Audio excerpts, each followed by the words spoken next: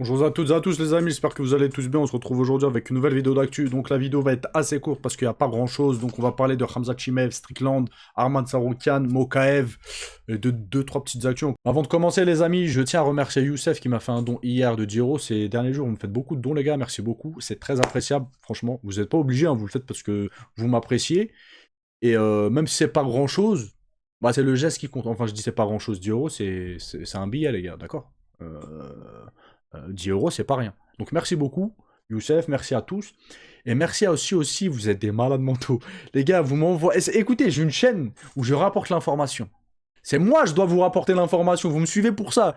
Mais il y en a, ils viennent me voir, ils me disent « Eh, t'as vu cette information, partage-la en vidéo. Eh, t'as vu cette information, partage-la en vidéo. » Merci beaucoup, les gars. C'est vous qui venez me partager l'information maintenant. Ouais. Ah, ça me fait rire, les gars. Donc, merci beaucoup, vous êtes des bons, ça fait extrêmement plaisir. Bref, on commence tout de suite, les amis, avec le combat de grab qu'il y a eu hier. Comme vous avez pu voir, Mokaev a perdu, mais il est revenu sur ça en fait. Il se trouve pas des excuses, mais c'est un fait. Bah justement, hier les gars, je vous parlais que dans un combat, les catégories de poids, elles sont pas là pour décorer en fait. C'est pas là pour faire beau. Quand t'as deux mecs extrêmement techniques, que ce soit en striking ou autre, en lutte, tout ce que vous voulez, en grappe, etc., les catégories de poids, les amis, c'est pas pour rien. Voilà. Je vous ai dit, hein, si vous vous défendez dans la rue contre un mec qui fait 60 kilos de plus que vous, ça pose moins de problèmes, parce que généralement, comme je l'ai dit hier, les gens ne savent pas se battre, etc. Mais dans les sports de combat, surtout à haut niveau, les catégories de poids, les amis, c'est extrêmement important, si ce n'est le plus important, d'accord? Donc là, Mokaev, il avait plus de 20 kilos de différence avec Arman Tsarukyan. Plus de 20 kilos, je sais pas si vous imaginez. Donc ils ont fait un combat, il a perdu, il revient sur ça, les amis. Moi, je pense encore une fois, hein, d'accord, que Mokaev est extrêmement plus technique qu'Arman Tsarukyan. En grappe, d'accord. Bon, là, même s'il a perdu. Voilà, c'est comme si qu'on va prendre deux strikers. On peut pas... Et il y a un striker professionnel, champion du Glory, de ce que vous voulez, machin, machin. Il tombe contre un striker. Pas terrible, mais il s'en mange une bonne, il dort. Vous allez pas dire il est meilleur parce qu'il a fait... Il lui a mis... Il l'a KOté, en fait. Ça n'a pas de sens. D'accord. Donc là, c'est pareil. On voit un petit extrait, hein. J'espère que ça va pouvoir passer.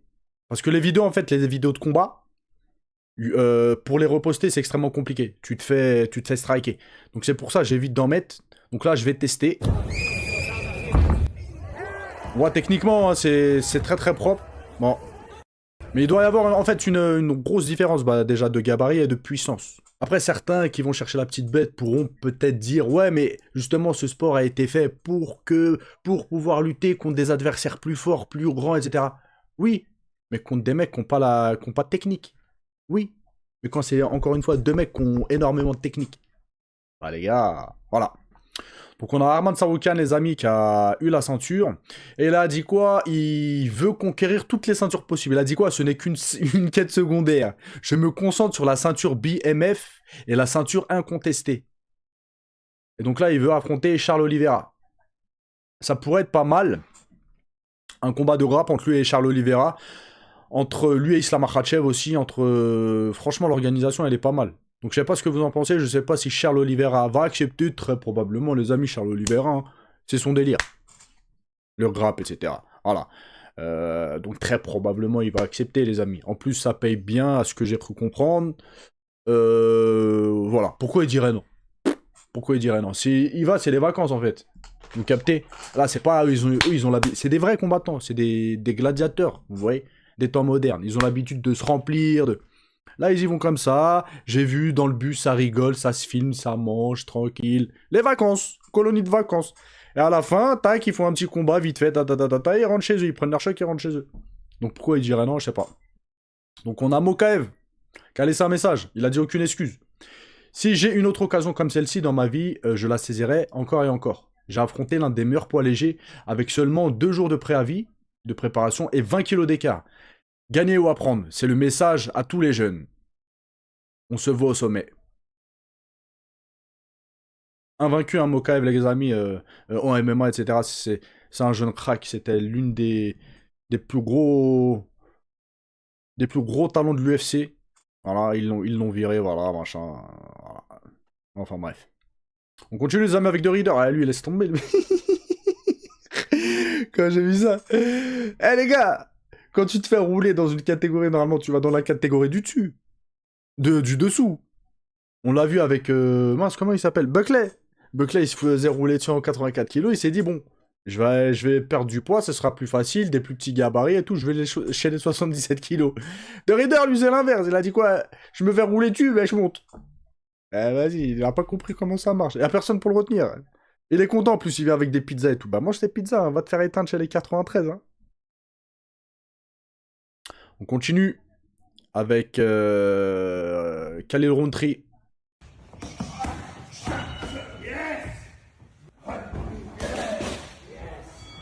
Ça, c'est qui mettait des haïkés comme ça? C'est Whittaker.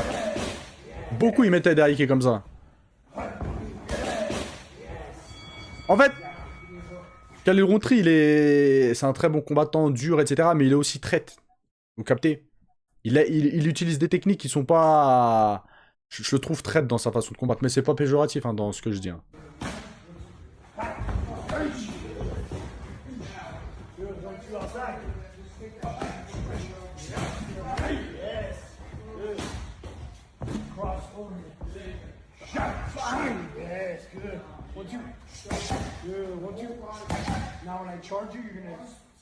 C'est propre, hein.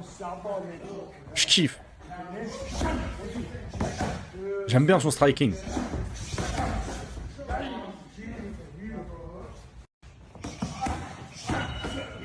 On continue les amis. Avec l'UFC, il y a beaucoup de combattants qui commencent à se plaindre et à critiquer l'UFC. Donc, il y a MMA Propagande qui ont fait un tweet et ils ont dit quoi? Malgré le jackpot financier et la pérennité de l'UFC, les fans hardcore comme les combattants sont déçus de l'organisation depuis plusieurs mois. Voilà, je suis le premier à vous en faire part, les gars. Et même vous, hein, ça se ressent dans les commentaires. Eh, ils nous font craquer. L'UFC, ils font craquer, là, les gars. Ça devient du catch, ça devient tout naze. Eh, on va dire que c'est mon métier aujourd'hui. Je garde mon argent avec ça. Je pourrais vous dire, ouah, oh, c'est trop bien. Oh, tous les fights, ils sont trop bien. Mais ce serait mentir. Je peux pas faire ça, les gars. Non, ça devient claquer. Ça devient claquer. Voilà, qu'est-ce que vous voulez que je vous dise?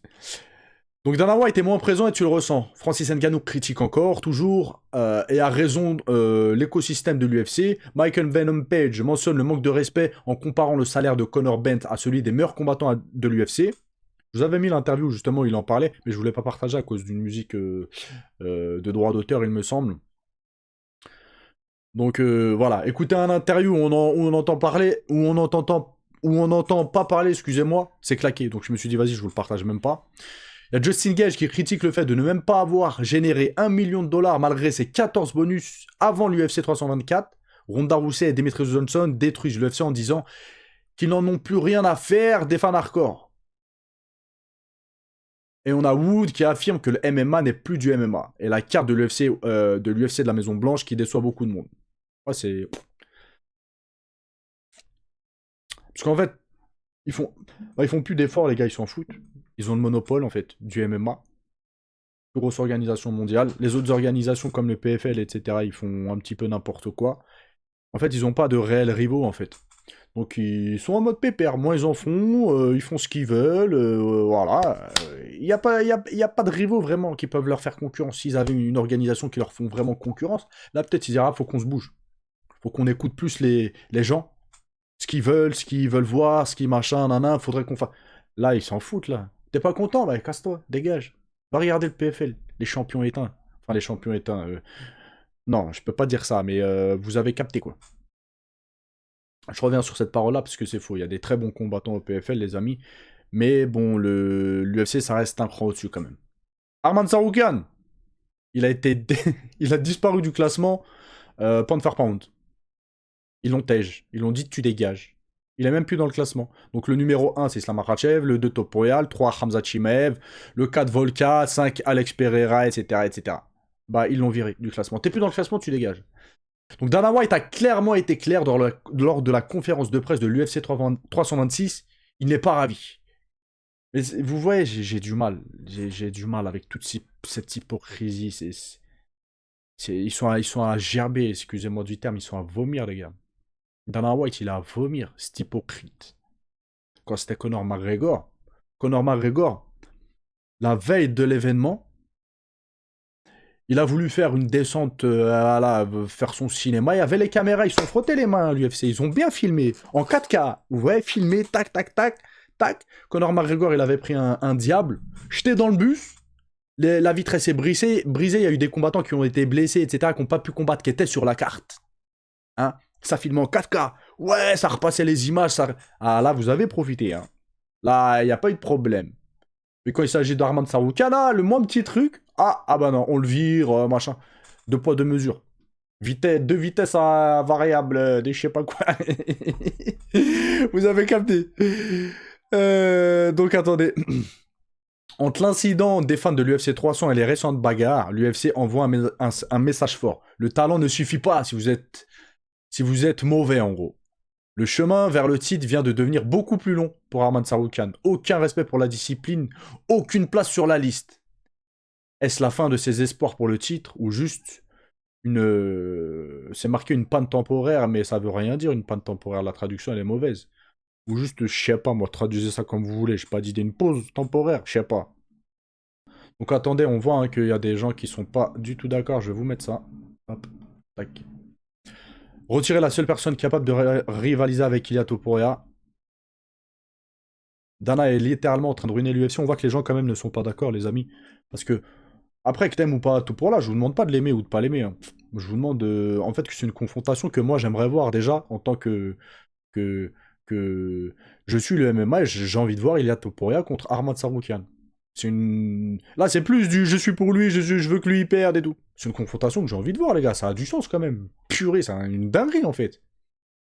Là, on quitte tous les aspects. Ouais, j'aime pas Topuria, je veux qu'il se fasse éteindre et tout. C'est un fight qui a du sens. L'autre numéro 1, il affronte pas le champion.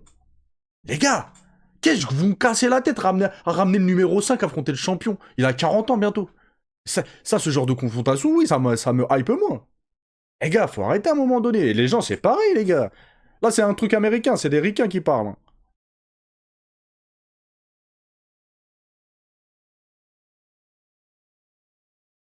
C'est difficile d'être fan de l'UFC ces derniers temps. Donc pas d'Islam contre Ilia Topuria, et maintenant aussi pas d'Arman contre Ilia Topuria. Il faut que ça cesse, les meilleurs match-ups s'échappent. Mission de protéger Ilia Topuria à tout prix. Ça, les gars, c'est des Américains, je vous le dis. Vous voyez, y a pas que nous, les gars, qui disons quoi, l'UFC et tout, ils protègent Ilia Topuria, machin, nanana. Les gars, même aux States, ils pensent la même. Le conseil d'administration et les actionnaires de TKO Group devraient sérieusement reconsidérer le leadership de Dana White. Trop de gros boxeurs ont eu des problèmes avec lui au fil des ans. Et la période, vas-y, on s'en fout de ça. L'UFC prend sa propre tombe, etc., etc. L'époque de l'UFC où c'était censé être le meilleur combattant de la planète, machin, nanana, quel que soit son style ou son parcours, maintenant il coupe les combattants parce qu'ils sont trop bons au sol ou trop vilains. Dana a ses rancunes personnelles, mais ça gâche l'UFC pour les fans. Il devrait arrêter de se comporter comme un enfant alors que ce n'est que pour le travail. Ouais, je suis d'accord. Bref, je vais pas lire tous les messages, mais vous voyez là, les gars. Est-ce qu'il y a un commentaire là de tous ceux qu'on a vus, là, les dizaines, qui disent ah, bah Dana White et l'UFC, ils ont raison. Aucun, il y a personne. Il y a personne qui est d'accord avec ça, les gars. Il y a personne qui est d'accord avec ça. Faut arrêter aussi à un moment donné Arman Tsarukyan. Il y en a, je vais pas dire de nom. Ils ont eu des accidents de voiture parce qu'ils étaient sous alcoolémie ou sous substance. Ils ont été jugés, ils ont été condamnés. Ils ont été jugés. Je sais pas si c'est coupable, mais jugés pour avoir tartiné leur femme. Truc. Eux, ça pose pas de problème. Et Arman Tsarukyan, parce qu'il dit à un mec, ouais, je vais te casser ton doigt parce qu'il se mange un doigt d'honneur ou parce qu'il. Machin, nana. Ah bah non, t'es boycott de l'UFC. Arrêtez, les gars. Vas-y, arrêtez. Il faut qu'il arrête Dana White, il faut que l'UFC, ils arrêtent. Voilà. Ils veulent vraiment pas de voir Arman Tsarukyan champion, et ils veulent pas voir d'Arman Tsarukyan potentiellement taper Ilia Topuria, les gars. Voilà. Après, dans un fight, tout peut arriver. Je vous le dis, hein, Topuria, les amis, j'ai revu un combat de lui, il a une patate de malade. En fait, j'ai revu l'extrait où il KO Charles Oliveira, c'est violent. Il a une patate. Moi, je voulais jamais nier. De toute façon, je peux pas nier. Je peux pas dire non, il a pas de puissance de frappe, Ilia Topuria. Il est dangereux par sa puissance de frappe. C'est pas le plus technique et tout. Il mange quand même beaucoup de coups. Il s'expose beaucoup et tout. Mais parce qu'il sait, c'est son jeu, c'est un petit peu comme Alex Pereira. Il sait que s'il en mange une, et s'il remise, et s'il te touche, bah il peut t'endormir. Donc oui, il est extrêmement dangereux et tout, mais c'est pas le plus technique. C'est pas le meilleur. Pour moi, c'est pas le meilleur. Et Arman Saroukan, bien évidemment, il peut se faire éteindre salement. D'accord? Il va plonger, il va se manger hypercute, sa tête, elle va... Ou un truc, un bras arrière, ou ouais. Mais il peut poser stylistiquement beaucoup de problèmes à Ilia Topuria. Beaucoup de problèmes. Et l'UFC, les amis, bah, on voit, hein, ça protège. Hein, voilà. Ça lui met des match-up plutôt favorables. Après, pour ceux qui disent, ouais, il a affronté les mers, il a pas affronté les mers, vous êtes des menteurs, les gars. Soit vous êtes des menteurs, soit vous y connaissez rien.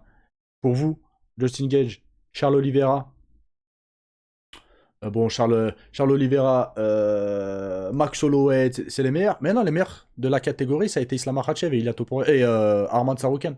C'est eux les meilleurs de la caté. Mais il les a pas affrontés. Là, il a affronté la seconde zone des meilleurs. Il a affronté, oui, le top 5, vieillissant. Mais c'est pas les meilleurs. Les meilleurs, c'est Arman Saroukan, non, et Islam Makhachev, qui était chez les 70 kilos. C'est eux les meilleurs de la KT, les gars. Il les a pas affrontés, il les a pas gagnés. Et on termine, les amis. Il semblerait, enfin, il y a une info qui vient de sortir. Est-ce que c'est que des rumeurs, etc. Mais comme vous savez, les actus, généralement, commencent par des rumeurs. Jusqu'à temps que ce soit signé et officialisé par l'UFC, tout n'est que rumeur.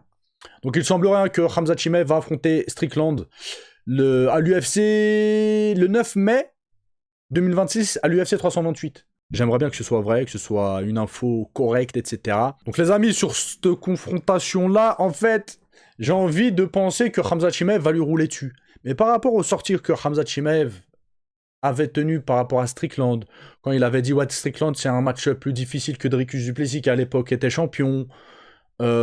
Strickland aussi, vu qu'il... Ça a été un partenaire d'entraînement de Khamzat Chimaev, mais il est tellement serein, il veut tellement affronter Khamzat Chimaev, c'est qu'il ne l'impressionne pas. Sa lutte ne l'impressionne pas.